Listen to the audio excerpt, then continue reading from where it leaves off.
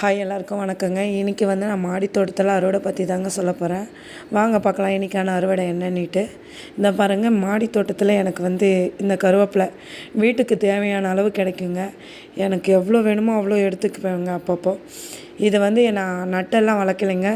இந்த மாடி தோட்டம் பண்ணும்போது காக்கா குருவிகள்லாம் எனக்கு மாடி தோட்டத்தில் வருங்க. அது போன எச்எம்லேருந்து வந்த செடி தாங்க இது. சூப்பராக வளர்ந்துட்டுருக்குங்க. தேவையான அளவு எடுத்துப்பேங்க. அப்புறம் இந்த செம்பருத்தியும் பதியம் போட்டு பூக்கள் பூத்துட்ருக்குங்க. அப்புறம் இந்த புடலங்காய் இது நாட்டு ரகம்தாங்க. இது எனக்கு குரூப் நண்பர்கள் மூலயமா கிடச்சி அதை போட்டு 3 வருஷமாக நான் வளர்த்துட்ருக்கேன். எனக்கு காய்களும் வந்துட்டுருக்குங்க.